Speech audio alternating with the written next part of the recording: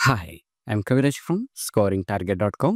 In today's session, we are going to discuss SSLC hard questions for high marks, important questions and answers for SSLC students, Series 3.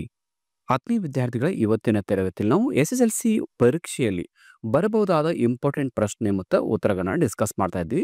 So ಇವತ್ತಿನ ಒಂದು ಕ್ಲಾಸ್ನಲ್ಲಿ ನಾವು ಪ್ರಮುಖವಾಗಿ 2 ಅಂಕದ ಪ್ರಶ್ನೆಗಳನ್ನ discuss ಮಾಡ್ತಾ ಇದ್ವಿ. ಯಾಕೆ ನಾವು 2 ಅಂಕದ ಪ್ರಾರಂಭದಲ್ಲಿ ಈ ಕ್ವಶನ್ಗಳನ್ನ ಡಿಸ್ಕಸ್ ಮಾಡ್ತೀವಿ ಅಂದರೆ ಈ ಪ್ರಶ್ನೆಗಳು ತುಂಬ ಈಸಿಯಾಗಿರುತ್ತೆ ಮತ್ತು ಇಲ್ಲಿ 7 ಪ್ರಶ್ನೆಗಳು ನಿಮ್ಮ ಎಕ್ಸಾಮಲ್ಲಿ ಕೊಡೋದ್ರಿಂದ ಅಟ್ ಎ ಟೈಮ್ ನಾವು 14 ಅಂಕವನ್ನು ಈ ಸೆಕ್ಷನ್ದಿಂದ ಪಡ್ಕೋಬಹುದು. ಇದು ಸೀರೀಸ್ 3. ಈಗಾಗಲೇ ಹಿಂದಿನ 2 ಸೀರೀಸನ್ನು ಕಂಪ್ಲೀಟ್ ಮಾಡಿದ್ವಿ. ಒಂದು ಸೀರೀಸಲ್ಲಿ 3 ಅಂಕದ ಪ್ರಶ್ನೆಗಳನ್ನ, ಇನ್ನೊಂದು ಸೀರೀಸಲ್ಲಿ ಎಕ್ಸ್ಟ್ರಾಕ್ಟ್ ಪ್ರಶ್ನೆಗಳನ್ನ, ಹೀಗೆ ಬೇರೆ ಬೇರೆ ಪ್ರಶ್ನೆಗಳನ್ನ ಡಿಸ್ಕಸ್ ಮಾಡಿದ್ದೀವಿ. ಸೊ ಆ 2 ಹಿಂದಿನ ಸೀರೀಸನ್ನು ನೀವು ನೋಡಿಲ್ಲ ಅಂದರೆ ಅದರ ಲಿಂಕ್ ಕಾಮೆಂಟ್ ಬಾಕ್ಸ್ಲಿ ಹಾಕಿರ್ತೀನಿ. ಸೊ ಕ್ಲಿಕ್ ಮಾಡಿ ನೋಡ್ಬೋದು. ಇವತ್ತಿನ ಒಂದು ಸೀರೀಸ್ 3ನ ಇಷ್ಟ ಆಗಿದ್ರೆ ಲೈಕ್ ಮಾಡಿ, ಹಾಗೆ ಮೇಲೆ ಫ್ರೆಂಡ್ಸ್ ಗ್ರೂಪಲ್ಲಿ ಶೇರ್ ಮಾಡ್ಕೊಳ್ಳಿ. ಸೊ ಈ ಪ್ರಶ್ನೆಗಳು ಏನಿವೆ ಅಂದರೆ SSLC ಎಕ್ಸಾಮಲ್ಲಿ ಬರ್ಬೋದಾದ ಸಂಭವನೀಯ ಪ್ರಶ್ನೆಗಳನ್ನ ಮಾತ್ರ ಆರಿಸಲಾಗಿದೆ. ಹೀಗಾಗಿ ಇವುಗಳನ್ನ ಇಂಪಾರ್ಟೆನ್ಸ್ ಕೊಟ್ಟು ಓದ್ಕೊಳ್ಳಿ. ಜೊತೆಗೆ ಈ PDF ನೋಟ್ಸನ್ನು ನಿಮಗೆ ಬೇಕಾಗಿದ್ದರೆ, ಈ ಪ್ರಶ್ನೆ ಮತ್ತು ಉತ್ತರಗಳ ನೋಟ್ಸ್ ಬೇಕಾಗಿದ್ದರೆ ಅದರ ಲಿಂಕರ್ ಕೂಡ ಕಾಮೆಂಟ್ ಬಾಕ್ಸಲ್ಲಿ ಹಾಕಿರ್ತೀನಿ. ಸೊ ಅಲ್ಲಿಂದ ಕ್ಲಿಕ್ ಮಾಡಿ ಡೌನ್ಲೋಡ್ ಮಾಡಿಕೊಂಡು ನಿಮ್ಮ ಎಕ್ಸಾಮ್ಗೆ ಪ್ರಿಪೇರ್ ಆಗ್ಬೋದು. Okay, let start the questions. So first, answer the following questions in 2 or 3 sentences each. ಈಗಾಗಲೇ ತಮಗೆ ಹೇಳಿದಾಗೆ ಇಲ್ಲಿ ನಾವು 2 ಅಂಕದ ಪ್ರಶ್ನೆಗಳನ್ನ ಡಿಸ್ಕಸ್ ಮಾಡ್ತಾ ಇದ್ವಿ. 2 ಅಂಕದ ಪ್ರಶ್ನೆ ಅಂದರೆ ಅಟ್ಲೀಸ್ಟ್ ನಾವು ಎಷ್ಟು ಬರೀಬೇಕಂದ್ರೆ 2-3 ಸೆಂಟೆನ್ಸ್ಗಳಲ್ಲಿ ಬರೀಬೋದು. ಅದಕ್ಕಿಂತ ಜಾಸ್ತಿ 1-2 ಲೈನ್ಸ್ ಹೆಚ್ಚಿಗೆ ಅದು ಪರವಾಗಿಲ್ಲ, ಬಟ್ ಕಡಿಮೆ ಅಂತೂ ಆಗಬಾರ್ದು. ಇದು ಒಂದು ಲಿಮಿಟ್ ಅಂತ ಹೇಳ್ಬೋದು. ಸೊ ಇದರಲ್ಲಿ ಈಗ ಮೊದಲೇ ಒಂದು ಪ್ರಶ್ನೆ, how can you say that the Americans were generous? ಇಲ್ಲಿ ಜನರಸ್ ಅಂದ್ರೆ ಏನು? ಉದಾರಿಗಳು, ದೊಡ್ಡ ಮನಸ್ಸು. ಸೊ ಅಮೆರಿಕದವರು ತುಂಬಾ ಉದಾರಿಯಾಗಿದ್ದರು, ದೊಡ್ಡ ಮನಸ್ಸಿನವರಾಗಿದ್ದರು ಅಂತ ಹೇಗೆ ಹೇಳ್ತೀರಾ ಅಂತ ಒಂದು ಪ್ರಶ್ನೆ. ಸೊ ಇದು gentlemen of Rio and Medio ಪಾಠದಿಂದ ಈ ಒಂದು ಪ್ರಶ್ನೆ ಇದೆ. ಸೊ ಇದಕ್ಕೆ ನಾವು ಉತ್ತರವನ್ನು ಯಾವ ಥರ ಬರೆದ್ರೆ ನಮ್ಗೆ 2 ಅಂಕವನ್ನು ಸ್ಕೋರ್ ಮಾಡ್ಕೋಬೋದು. That is very important. So ಇಲ್ಲಿ ಪ್ರತಿಯೊಂದು ನಾನು ಪ್ರಶ್ನೆಗಳು ಮತ್ತು ಉತ್ತರ ಏನು ಡಿಸ್ಕಸ್ ಮಾಡ್ತಾ ಹೋಗ್ತೀನೋ ಅಲ್ಲಿ ಇಂಪಾರ್ಟೆಂಟ್ ಪಾಯಿಂಟ್ಸನ್ನು ಕೂಡ ನಿಮಗೆ ಹೈಲೈಟ್ ಮಾಡಿಸ್ತಾ ಹೋಗ್ತೀನಿ. ಸೊ ಕೇರ್ಫುಲ್ ಆಗಿ ವಿಡಿಯೋನ ಕೊನೆವರೆಗೂ ನೋಡಿ. ಇಲ್ಲಿ ಅಮೆರಿಕದವರು ತುಂಬ ಜನರಸ್ ಆಗಿದ್ರು, ವಿಶಾಲವಾದ ಮನುಷ್ಯನವರಾಗಿದ್ರು ಅಂತ ಹೆಂಗೆ ಹೇಳ್ತೀರಾ ಅಂತ ಪ್ರಶ್ನೆ ಇದೆ. ಸೊ ಅವರ ಗುಡ್ ಕ್ವಾಲಿಟೀಸ್ ಏನಿವೆ, ಅಮೆರಿಕದವರ ಹತ್ರ ಇರ್ತಕ್ಕಂಥ ಒಂದು ಗುಡ್ ಕ್ವಾಲಿಟೀಸ್ ಅನ್ನು ಇಲ್ಲಿ ನಾವು ಮೆನ್ಷನ್ ಮಾಡಿ ಬರೀಬೇಕಾಗುತ್ತೆ. ಸೊ ಸೊ ಇಲ್ಲಿ ಮೊದಲನೇದು ಆನ್ಸರ್ ಏನಿದೆ, the Americans were good people because they did not want to cheat Don Anselmo. So ಅವರನ್ನ ನಾವು ಗುಡ್ ಪೀಪಲ್ ಅಂತ ಹೇಳಿದೀವಿ. ಸೊ ಯಾಕೆ ಅವರು ಗುಡ್ ಪೀಪಲ್? ಯಾಕಂದ್ರೆ ಅವರು ಅಮೇರಿಕದವ್ರು ಏನು ಮಾಡ್ತಾ ಇದಾರೆ ಅಂದರೆ ಈ ಡಾನ್ ಅನ್ಸೆಲ್ಮೋ ಯಾವುದೇ ಕಾರಣಕ್ಕೂ ಮೋಸ ಮಾಡಲಿಲ್ಲ. ಯಾಕೆ ಮೋಸ ಮಾಡಲಿಲ್ಲ ಅನ್ನೋದು ಹೇಳ್ತೀನಿ. They discovered that Don Anselmo owns more than 8 acres of land. So Don Anselmo ಏನೋ ಪ್ರಾಪರ್ಟಿ ಕೊಟ್ಟಿರ್ತಾನೆ, ಅವ್ರಿಗೆ ಮಾಡಿರ್ತಾನೆ. ಬಟ್ ಅವರು ಅಮೆರಿಕದವರು ಸರ್ವೆ ಮಾಡಿದ ನಂತರ ಏನು ಗೊತ್ತಾಗುತ್ತೆ ಅಂದರೆ ಅವ್ರಿಗೆ ಲ್ಯಾಂಡ್ ಅವ್ರು ಕೊಟ್ಟಿದ್ದಕ್ಕಿಂತ ಹೆಚ್ಚಿಗಿದೆ. ಅಂದರೆ 8 ಎಕರೆ ಕೊಟ್ಟಿದ್ದಾರೆ ಅಂದರೆ ಅದು 16 ಎಕರೆ ಇದೆ ಅಂತ ಅವ್ರು ಡಿಸ್ಕವರ್ ಮಾಡಿದ್ರು. ಬಟ್ ಅವರು ಅದನ್ನು ಓಪನ್ ಆಗಿ ಒಂದು ನಮ್ಮ ಡಾನ್ ಅನ್ಸೆಲ್ಮ್ ಮುಂದೆ ಹೇಳಿಬಿಡ್ತಾರೆ. ಬೇರೆಯವರಾದರೆ ಹೇಳ್ತಿರ್ಲಿಲ್ಲ, ದುಡ್ಡನ್ನು ಕೊಟ್ಟು ತೆಗೆದುಕೊಡ್ತಿದ್ರು. ಬಟ್ ಇವ್ರು ಹಾಗೆ ಮಾಡಲಿಲ್ಲ. ಅವರು ಇದ್ದುದನ್ನು ಹೇಳ್ಕೊಂಡು ಏನು ಮಾಡಿದ್ರು, ಹೆಚ್ಚಿಗೆ ಪ್ರಾಪರ್ಟಿ ಇದೆ, ಸೊ ನಾವು ದುಡ್ಡನ್ನು ಕೂಡ ಎಕ್ಸ್ಟ್ರಾ ಕೊಡ್ತೀವಿ ಅಂತ ಹೇಳ್ತಾರೆ. So they are willing to pay twice the money for his land. $1,200 ಮೊದಲು ಕೊಡ್ತಾ ಇದ್ದಿದ್ರು. ಬಟ್ ಲ್ಯಾಂಡ್ ಜಾಸ್ತಿ ಇದೆ ಅಂತ ಗೊತ್ತಾಗದಾಗ ಏನು ಮಾಡ್ತಾರೆ, ಅಮೌಂಟ್ ಕೂಡ ಜಾಸ್ತಿ ಕೊಡೋಕ್ಕೆ ಬರ್ತಾರೆ. ಇದರಿಂದ ಏನು ಗೊತ್ತಾಗುತ್ತೆ, ಈ ಕ್ವಾಲಿಟೀಸಿಂದ ಅಮೇರಿಕನ್ಸ್ ಆರ್ ಜನರಸ್ ಅಂತ ಹೇಳ್ಬೋದು. So now move to the second question. Why is Dr. B.R. Ambedkar considered as a champion of the depressed classes in India? ಇಲ್ಲಿ ನೋಡಿ, ವರ್ಡ್ ಮೀನಿಂಗ್ ಕನ್ಸಿಡರ್ ಅಂದ್ರೇನು, ಪರಿಗಣಿಸೋದು. ಚಾಂಪಿಯನ್ ಅಂದರೆ ನಾಯಕರು. ಆಫ್ ದಿ ಡಿಪ್ರೆಸ್ಡ್ ಕ್ಲಾಸಸ್ ಅಂದ್ರೇನು? ಹಿಂದುಳಿದ ವರ್ಗ, ನಿರ್ಲಕ್ಷ್ಯಕ್ಕೆ ಒಳಗಾದ ಒಂದು ವರ್ಗ ಅಂತ ಹೇಳ್ಬೋದು. ಸೊ ಅಂಬೇಡ್ಕರ್ ಅವರು ಹಿಂದುಳಿದ ವರ್ಗದವರು ನಾಯಕರಾಗಿದ್ದರು ಅಂತ ಹೇಗೆ ಹೇಳ್ತೀರಾ ಅಂತ ಪ್ರಶ್ನೆ. ಅಂದರೆ ಅಂಬೇಡ್ಕರ್ ಅವರು ಹಿಂದುಳಿದ ವರ್ಗ ನಾಯಕ, ವಾಯ್ ಅಂತ ಕೇಳಿದ್ದಾರೆ. ಸೊ ಈ ಹಿಂದುಳಿದ ವರ್ಗದವರಿಗೆ ಅವರಿಗಾಗಿ ಅಂಬೇಡ್ಕರ್ ಅವರು ಏನು ಮಾಡಿದ್ದಾರೆ ಅನ್ನೋದೇ ಇಲ್ಲಿ ನಾವು ಮೆನ್ಷನ್ ಮಾಡಿ ಬರೀಬೇಕಾಗುತ್ತೆ. ಸೊ ಆನ್ಸರ್ ನೋಡಿ, doctor B.R. Ambedkar spent all his time and talent for the improvement of the depressed classes. Ambedkar ಅವರು ಏನು ಮಾಡಿದ್ರು ಅಂದರೆ ಈ ಹಿಂದುಳಿದ ವರ್ಗದವರಿಗೆ ಸಲುವಾಗಿ, ಈ ಹಿಂದುಳಿದ ವರ್ಗದವರಿಗಾಗಿ ತಮ್ಮ ಒಂದು ಟೈಮನ್ನು ಮತ್ತು ಟ್ಯಾಲೆಂಟನ್ನು ಅವರಿಗಾಗಿ ಮೀಸಲಿಡ್ತಾರೆ. ಅಷ್ಟೇ ಅಲ್ಲದೆ he try to bring awareness through his news papers. ವೃತ್ತಪತ್ರಿಕೆಗಳು ನ್ಯೂಸ್ ಪೇಪರನ್ನು ಪಬ್ಲಿಷ್ ಮಾಡೋ ಮೂಲಕ ಜನರಲ್ಲಿ ಪ್ರಜ್ಞೆನ ತರ್ತಾರೆ. ಆ್ಯಂಡ್ ಇನ್ಸ್ಟಿಟ್ಯೂಷನ್ಸ್, ಇವರು ಹಲವಾರು ಸಂಘ ಸಂಸ್ಥೆಗಳನ್ನ ಕೂಡ ಪ್ರಾರಂಭ ಮಾಡ್ತಾರೆ. ನಾವು ಈಗಾಗಲೇ ನೋಡಿದ್ವಿ, ಹಿತಕಾರಣಿ ಸಭಾ ಆಗಿರ್ಬೋದು, Independent Labour Party of India ಆಗಿರ್ಬೋದು, ಇವುಗಳನ್ನ ಸ್ಥಾಪನೆ ಮಾಡಿ ಜನರಲ್ಲಿ ಒಂದು ಪ್ರಜ್ಞೆಯನ್ನು ಮೂಡಿಸ್ತಾರೆ. He try to bring equality, ಒಟ್ಟಾರೆ ಅವರು ಸಮಾನತೆಯನ್ನು ತರೋಕ್ಕೆ ಪ್ರಯತ್ನ ಮಾಡಿದ್ರು. ಸೊ ಈ ಎಲ್ಲ ಕ್ವಾಲಿಟೀಸ್ ಏನಿದೆ ನಾನು ಹೈಲೈಟ್ ಮಾಡಿದಂಥ ಪಾಯಿಂಟ್ಸ್, ಈ ಕ್ವಾಲಿಟಿಯಿಂದ ಅವರನ್ನು ನಾವು ಚಾಂಪಿಯನ್ ಅಂತ ಕನ್ಸಿಡರ್ ಮಾಡ್ತೀವಿ. ನಾವು ಈಗ ನಾವು ಮೂರನೇ ಪ್ರಶ್ನೆ ಹೋಗೋಣ. Name the 3 fields in which Satish Gujral has made his name. Satish Gujral ಅಂದಾಗ ನಮ್ಗೆ ಯಾವ ಪಾಠನೇ ಬರುತ್ತೆ? Colours of silence. So colours of silence ಅಂದರೆ ಈ ಪಾಠದ ಒಂದು ಪ್ರಶ್ನೆ. ಈಗ ಸತೀಶ್ ಗುಜ್ರಾಲ್ ಅವರು ಸಾಧನೆ ಮಾಡಿದಂಥ 3 ಕ್ಷೇತ್ರಗಳು ಯಾವುದು ಅಂದರೆ ಯಾವ ಯಾವ ಕ್ಷೇತ್ರಗಳಲ್ಲಿ ಸಾಧನೆಯನ್ನು ಮಾಡಿದ್ರು? ಓಕೆ, ಆನ್ಸರ್ ನೋಡಿ.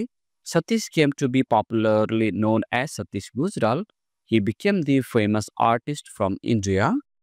ಅಂದರೆ ಸತೀಶ್ ಗುಜ್ರಾಲ್ ಅವರನ್ನು ನಾವು ಬರೀ ಸತೀಶ್ ಅಂತ ಪಾಡೋದು ಹೇಳ್ತೀವಿ, ಅವರೇ ಸತೀಶ್ ಗುಜ್ರಾಲ್. ಅವರು ಭಾರತದ ಪ್ರಖ್ಯಾತ ಕಲಾವಿದರಲ್ಲಿ ಒಬ್ಬರಾಗಿದ್ದರು. He is an accomplished artist with several forms of art. ಅವ್ರು ಯಾವ ಯಾವ ಒಂದು ಪ್ರಕಾರದ ಕಲೆಗಳಲ್ಲಿ ಸಾಧನೆ ಮಾಡಿದ್ರು? ಲೈಕ್ ನೋಡಿ, ಪೇಂಟಿಂಗ್ ಇದೆ, ಸ್ಕಲ್ಪ್ಚರ್ ಇದೆ, ಆರ್ಕಿಟೆಕ್ಚರ್ ಇದೆ. ಸೊ ಈ 3 ಫೀಲ್ಡ್ಗಳನ್ನ ಪ್ರಮುಖವಾಗಿ ನಾವು ಬರೀಬೇಕು. ಅಂದರೆ ಚಿತ್ರಕಲೆ, ವಾಸ್ತುಶಿಲ್ಪ, ಶಿಲ್ಪಕಲೆ, ಅದ್ರ ಜೊತೆಗೆ ಅವರು ರೈಟರ್ ಕೂಡ ಇದ್ದರು. ಬಟ್ ನಮಗೆ ಕೇಳಿದ 3 ಫೀಲ್ಡ್, ಇದೊಂದು ಎಕ್ಸ್ಟ್ರಾ ಅಂತ ತಿಳ್ಕೊಬೋದು. ಓಕೆ, ಈಗ ನೋಡಿ ವರ್ಡ್ ಮೀನಿಂಗ್ ಹೇಳ್ತೀನಿ. ಪೇಂಟಿಂಗ್ ಅಂದರೆ ಚಿತ್ರಕಲೆ, ಸ್ಕಲ್ಪ್ಚರ್ ಅಂದರೆ ಶಿಲ್ಪಕಲೆ, ಆರ್ಕಿಟೆಕ್ಚರ್ ಅಂದರೆ ವಾಸ್ತುಶಿಲ್ಪ. ಈ ಥರ ನಾವು ವರ್ಡ್ಗಳನ್ನ ನೆನಪಿಟ್ಕೋಬೇಕು. ಓಕೆ, ನಾವೀಗ 4ನೇ ಪ್ರಶ್ನೆ ಹೋಗೋಣ. Scientist are the most practical people in the world. Justify.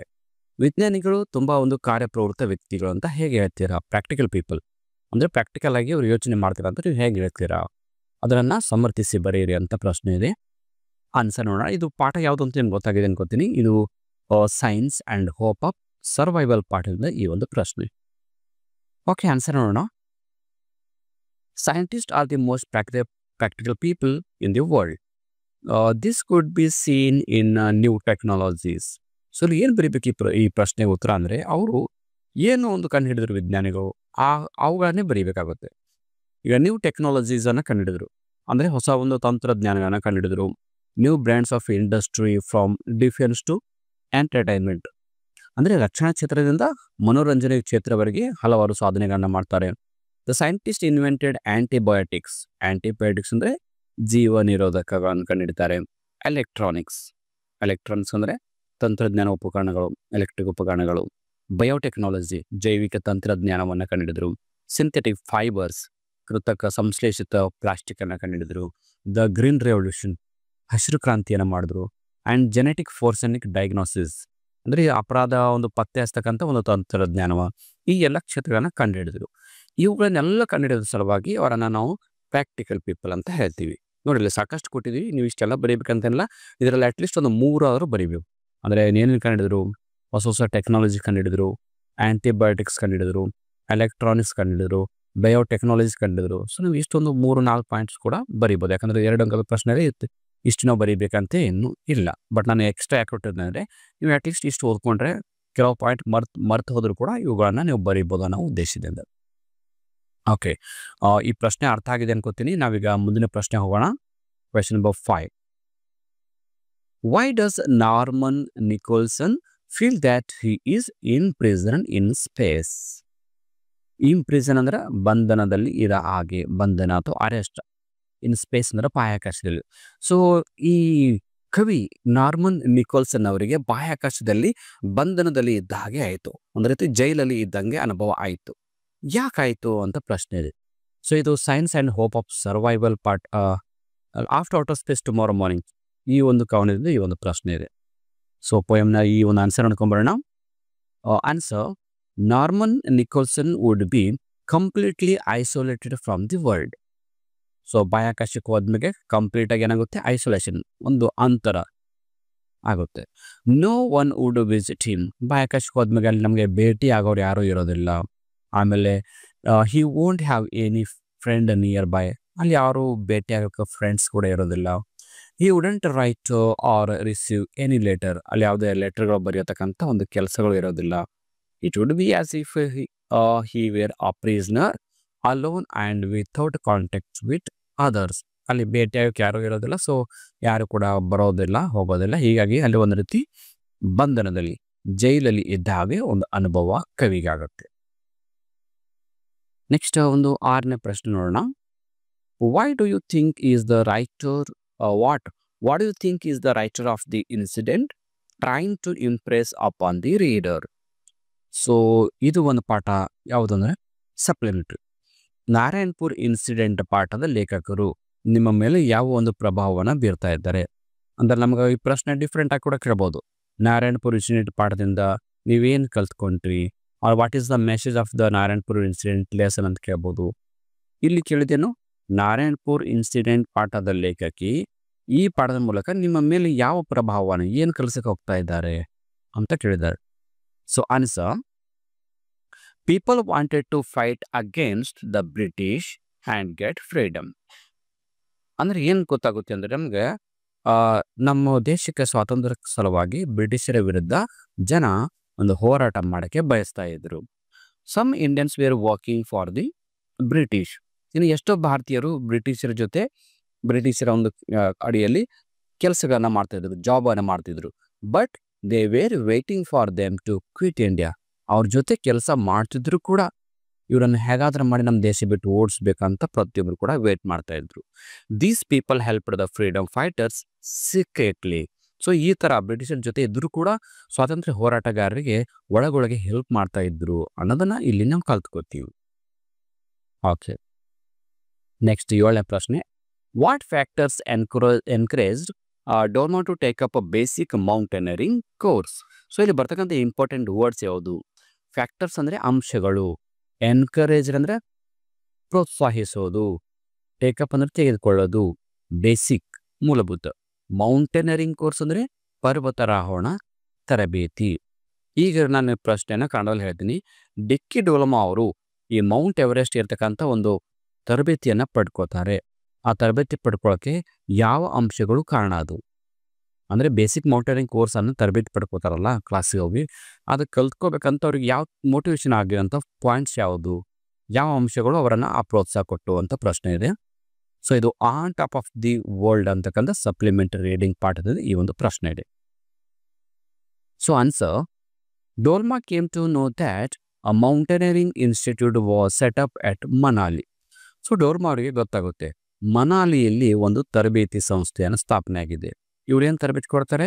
ಪರ್ವತವನ್ನು ಯಾವ ಥರ ಹತ್ತಬೇಕು ಅನ್ನೋದನ್ನು ತರಬೇತಿ ಕೊಡ್ತಾರೆ ಅಂತ ಗೊತ್ತಾಯಿತು. Her friends and family members also encouraged her to join this course.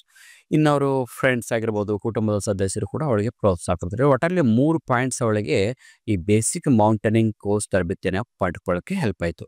3 points ಯಾವುದು? ಒಂದು, ಮನಾಲಿಯಲ್ಲಿ ತರಬೇತಿ ಸಂಸ್ಥೆ ಓಪನ್ ಆಗಿದ್ದು. 2ನೇದು, ಆಕೆಯ ಗೆಳೆಯರು ಫ್ರೆಂಡ್ಸ್ ಬಳಗ ಸಪೋರ್ಟ್ ಮಾಡಿದ್ದು. 3ನೇದಾಗಿ ಫ್ಯಾಮಿಲಿ ಮೆಂಬರ್ಸ್ ಸಪೋರ್ಟ್ ಮಾಡಿದ್ದು. ಈ 3 ಫ್ಯಾಕ್ಟರ್ಗಳು ಅವಳಿಗೆ ತರಬೇತಿ ಪಡ್ಕೊಳ್ಳೋಕ್ಕೆ ಎನ್ಕರೇಜ್ ಆಯಿತು ಅಂತ ಬರೀಬೋದು. ಓಕೆ, ನಾವು 8ನೇ ಪ್ರಶ್ನೆ ನೋಡೋಣ. What did Hanif choose as his mission? So ಹನೀಫನ ಗುರಿ ಏನಾಗಿತ್ತು? ಯಾವ ಗುರಿಯನ್ನು ಆಯ್ಕೆ ಮಾಡ್ಕೊಳ್ಳ? ಇಲ್ಲಿ ಮಿಷನ್ ಅಂದ್ರೇನು? ಗುರಿ, ಏಮ್ ಅಂತ ನಾವು ಹೇಳ್ತೀವಿ. ಸೊ ಹನೀಫನ ಗುರಿ ಏನಾಗಿತ್ತು? ಆಮೇಲೆ why did he do so? ಈ ಗುರಿಯನ್ನೇ ಯಾಕೆ ಆಯ್ಕೆ ಮಾಡ್ಕೊಂಡ? 2 ಪ್ರಶ್ನೆ, ಗುರಿ ಯಾವುದಾಗಿತ್ತು ಮತ್ತು ಅದೇ ಗುರಿಯನ್ನು ಯಾಕೆ ಆಯ್ಕೆ ಮಾಡ್ಕೊಂಡ? ಸೊ ಆನ್ಸರ್ ನೋಡಿ, Hanif chose his mission as soldier. So ಹನೀಫನ ಗುರಿ ಆಯ್ಕೆ ಏನಾಗಿತ್ತು? ಸೋಲ್ಜರ್, ಸೈನಿಕನಾಗಬೇಕು, ಸೈನ್ಯಕ್ಕೆ ಸೇರಬೇಕು. He knew that a life for him was very short. ಇನ್ನು 2ನೇ ಪ್ರಶ್ನೆ ಇದಲ್ಲ, ಈ ಪ್ರಶ್ನೆಗೆ ಉತ್ತರ ಏನು? ಯಾಕೆ ಆತನು ಸೈನ್ಯವನ್ನು ಸೇರ್ಕೋಬೇಕಂತಾನೆ? ಯಾಕೆ ಸೋಲ್ಜರ್ ಆಗ್ಬೇಕಂತಾನೆ? ಯಾಕಂದರೆ ಆತನಿಗೆ ಗೊತ್ತಿತ್ತು ನಮ್ಮ ಜೀವನ ಸಂಕ್ಷಿಪ್ತವಾಗಿದೆ. He wanted to serve the nation. ರಾಷ್ಟ್ರಕ್ಕಾಗಿ ಸೇವೆ ಸಲ್ಲಿಸಬೇಕು ಅಂತ ಒಂದು ಅವನಿಗೆ ಆಸೆ ಇತ್ತು. Therefore he joined Indian army as a soldier. ಅದಕ್ಕಾಗಿ ಆತ ಏನು ಮಾಡ್ತಾನೆ? ಭಾರತೀಯ ಸೈನ್ಯವನ್ನು ಸೇರ್ಕೋತಾನೆ. ಓಕೆ, 9ನೇ ಪ್ರಶ್ನೆ ನೋಡೋಣ ಈಗ. How can you say that Wangxiao was a brave boy? Wangxiao ಒಬ್ಬ ಧೈರ್ಯವಂತ ಬಾಲಕ ಅಂತ ಹೇಗೆ ಹೇಳ್ತೀರಾ? ಈಗ ನಿಮಗೆ ಪ್ರಶ್ನೆ ಇದು ಯಾವ ಪಾಠದ ಅಂತ ಗೊತ್ತಾಗಿದೆ. ಬರ್ಡ್ ಆಫ್ ಹ್ಯಾಪಿನೆಸ್ ಪಾಠದಿಂದ. ಇಲ್ಲಿ ವಾಂಗ್ಸಿ ಒಬ್ಬ ಬ್ರೇವ್ ಬಾಯ್ ಅನ್ನೋದ್ರ ಬಗ್ಗೆ ನಾವು ಬರೀಬೇಕು. ಆನ್ಸರ್ ನೋಡ್ಕೊಂಬರೋಣ. Wangxiao was a brave boy who went on a tough journey to find the bird of happiness. Wangxiao ಒಬ್ಬ ಧೈರ್ಯವಂತ ಬಾಲಕ ಆಗಿದ್ದ. ಯಾಕಂದ್ರೆ ಈ ಬರ್ಡ್ ಆಫ್ ಹ್ಯಾಪಿನೆಸ್ ತರ್ತಕ್ಕಂಥ ಒಂದು ಟಫ್ ಜರ್ನಿ, ಒಂದು ಕಠಿಣವಾದ ಒಂದು ಪ್ರಯಾಣ ಏನಿತ್ತು ಆತ ಮಾಡಿರ್ತಾನೆ. Even though he faced many difficulties. ಅಷ್ಟೇ ಅಲ್ಲದೆ ಈ ಪಕ್ಷಿನ ತರಬೇಕಂದ್ರೆ ಆತ ಎಷ್ಟೋ ಕಷ್ಟಗಳನ್ನ ಅನುಭವಿಸಿರ್ತಾನೆ. He didn't give up. ಇಷ್ಟೆಲ್ಲ ಕಷ್ಟ ಆದರೂ ಕೂಡ ಆತ ಯಾವುದೇ ಕಾರಣಕ್ಕೂ ತನ್ನ ಪ್ರಯತ್ನವನ್ನ ಬಿಡಲಿಲ್ಲ. And because of his courage, ಇನ್ನು ಆತನ ಹತ್ರ ಒಂದು ಧೈರ್ಯ ಕೂಡ ಇತ್ತು. Brought happiness to his people. ಹೀಗಾಗಿ ಆತ ಈ ಕಷ್ಟವನ್ನು ಪಟ್ಟು ತನ್ನ ಹಳ್ಳಿ ಜನರಿಗೆ ಒಂದು ಸಂತೋಷವನ್ನ ಮರಳಿ ತಂದು ಕೊಡ್ತಕ್ಕಂಥ ಪ್ರಯತ್ನವನ್ನ ಮಾಡ್ತಾನೆ. ಹೀಗಾಗಿ ನಾವು ವಾಂಗ್ಸಿ ಒಬ್ಬ ಬ್ರೇವ್ ಬಾಯ್ ಅಂತ ಹೇಳ್ಬೋದು. ಇಲ್ಲಿ ಏನೇ ಪಾಯಿಂಟ್ ಮೆನ್ಷನ್ ಮಾಡಬೇಕು, ಟಫ್ ಜರ್ನಿ ಇದ್ರೂ ಕೂಡ ಕಂಟಿನ್ಯೂ ಮಾಡ್ತಾನೆ, ಜೊತೆಗೆ ಏನೇ ಕಷ್ಟ ಬಂದರೂ ಕೂಡ ಎದುರಿಸ್ತಾನೆ, ಆಮೇಲೆ ಧೈರ್ಯದಿಂದ ಆ ಒಂದು ಸಾಧನೆಯನ್ನು ಮಾಡ್ತಾನೆ. ಇನ್ನು 10ನೇ ಪ್ರಶ್ನೆ. Don Anselmo was compassionate on his land and children of Rio en Medio. Rio en Medio ಕೊಟ್ಟರೆ ಬರೀ ವಿಲೇಜಿಂಗ್ ಕೊಟ್ಟಿದ್ದಾರೆ. Explain it. ಸೊ ಇಲ್ಲಿ ಏನು ನಮಗೆ ಪ್ರಶ್ನೆ ಕೇಳಿದ್ರು ಅಂದರೆ ಪ್ಯಾಷನೇಟ್. ಪ್ಯಾಷನೇಟ್ ಅಂದ್ರೆ ಏನು? ಪ್ರೀತಿ, ಮೋಹ, ವ್ಯಾಮೋಹ, ಅಭಿಮಾನ ಅಂತ ನಾವು ಅನ್ಕೋಬಹುದು. ಸೊ ಡಾನ್ ಅನ್ಸೆಲ್ಮ್ ಅವರಿಗೆ ಅವರ ಒಂದು ಪ್ರಾಪರ್ಟಿ ಬಗ್ಗೆ ಮತ್ತು ಆ ಹಳ್ಳಿಯ ಮಕ್ಕಳ ಬಗ್ಗೆ ತುಂಬ ಪ್ರೀತಿ ಇತ್ತು ಅಂತ ಹೇಗೆ ಹೇಳ್ತೀರಾ? ಅದ್ರ ಬಗ್ಗೆ ನಾವು ಎಕ್ಸ್ಪ್ಲೇನ್ ಮಾಡಿ ಬರೀರಿ ಅಂತ ಹೇಳಿದ್ದಾರೆ. ಅವನ ಪ್ರಾಪರ್ಟಿ ಬಗ್ಗೆನೂ ಪ್ರೀತಿ ಇತ್ತು ಮತ್ತು ರಿಯೋನ್ ಮೆಡಿಯೋ ಮಕ್ಕಳ ಬಗ್ಗೆನೂ ಪ್ರೀತಿ ಇತ್ತು, ಅದರ ಬಗ್ಗೆನೂ ಬರೀಬೇಕು. ಇದು gentlemen of Rio and Medio ಪಾಠದಿಂದ ಈ ಒಂದು 2 ಅಂಕದ ಪ್ರಶ್ನೆ. So answer, Don Anselmo tilled the same land his people had tilled. ಇಲ್ಲಿ ಟಿಲ್ ಅಂದ್ರೆ ಏನು? ಉಳುಮೆ ಮಾಡೋದು, ಬೇಸಾಯ ಮಾಡೋದು, ಒಕ್ಕಲ್ತನ ಮಾಡೋದು. ಡಾನ್ ಅನ್ಸೆಲ್ಮೋ ತನ್ನ ಪೂರ್ವಜರು ಮಾಡಿದಂಥ ಒಂದು ಒಕ್ಕಲ್ತನ ಮಾಡಿದಂಥ ಭೂಮಿಯಲ್ಲಿ ಈತನ ಕೂಡ ತನ್ನ ಒಕ್ಕಲ್ತನವನ್ನ ಮಾಡ್ತಾ ಇದ್ದ. ಹಿ ವಾಸ್ ಅ ಪ್ರಿನ್ಸಿಪಲ್ ಅಂದ್ರೆ ತತ್ವ ಮತ್ತು ಆದರ್ಶಗಳನ್ನ ನಂಬಿದಂಥ ವ್ಯಕ್ತಿಯಾಗಿದ್ದ. ಆ್ಯಂಡ್ ಜನರಸ್, ಜೊತೆಗೆ ಉದಾರವಾದ ಮನಸ್ಸನ್ನು ಹೊಂದಿದ್ದ. Because he refuse to take more money.